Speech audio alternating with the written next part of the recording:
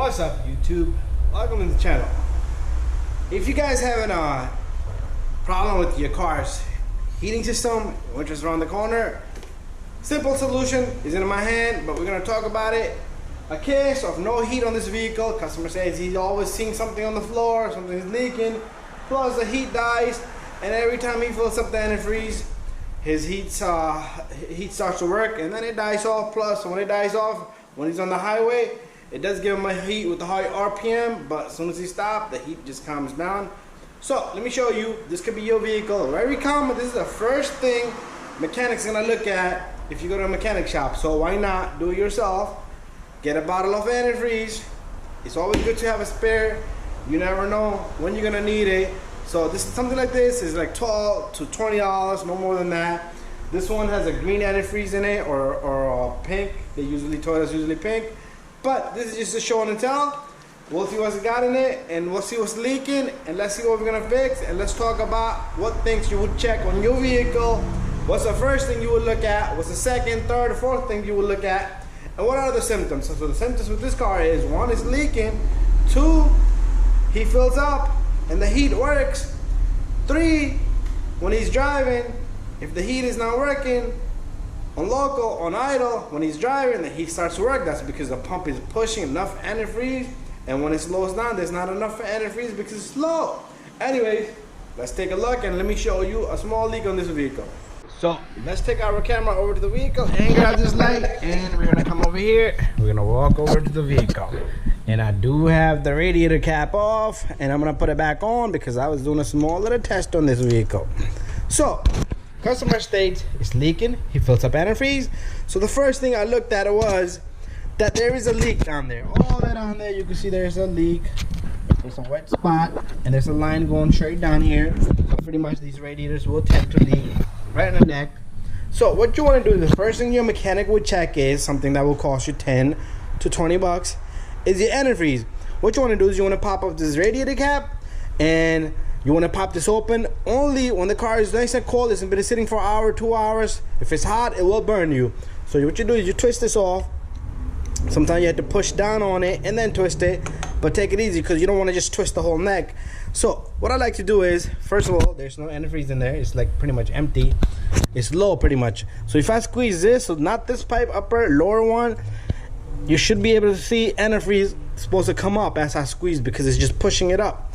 But so as the customer said, he would have heat on the highway and he will fill it up, it will work. So that's the first thing your mechanic would check. Second thing is you want to fill it up. If you're still not having heat after you top it off and you're having issues that your heat does not come on, what you want to do is you want to run the car. You want to run the car, make it nice and hot. You see there's two pipes over here. It's called the heater core pipes. There's 1 and 2 here. They both should be equally hot because that's the heat that goes inside. The hot cooling goes inside, and it come back around with the second pipe. So both pipes should be equally hot. One might be a little bit less because heat goes in, and then the fan dissipates it, gives you heat, and then it cools off a little bit.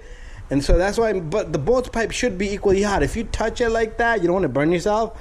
If you feel it's hot and you touch the second pipe just like that, you should feel about the same amount of heat. If one is nice and cold, or just a mild hot and warm, that means your heater core could be blocked up. And a lot of people recommend flushing out your heater core, but usually it does not work out, but you don't want to waste your time. So that's the one thing. Another thing is, if you're doing it like this one, we're going to change your radiator, you might want to change your thermostat. That's if the customer agrees. But in our case, we are going to be replacing a radiator in this car, not the thermostat. Another thing you want to do is you want to get it inside the vehicle, and once you have the car, okay, my phone's in the pocket. So once you're in the vehicle, and what you want to do is make sure you put this temperature on hot. Okay, if you have it on heat, good. And another thing you want to do is put the blower on like medium, and put this on your face so air can come through here. What you want to do is you want it right there. There's a blender motor in here. There's a doorway that opens and closes. So what it will do is, in summertime, it would block up the heat so you can get the AC. Then it will block up the heat in winter. I'm sorry, block up the AC in winter, gives you hotter. If that door in summer, that motor goes bad, and if the door gets stuck on one side, if you do not have motor, because some do not have motor, it has a manual. It's just a manual door. So if it gets stuck on AC side in winter, it's not gonna give you heat because it's stuck. It's blocking the heat. So you can determine that very simple. If you put it on cold, you should start to get cold air. If you put it to heat, even if your heater core doesn't work, at least the coldness should go away. That means the door is switching sides. If you feel that it's cold and it does not change, that means it's stuck. It's not opening.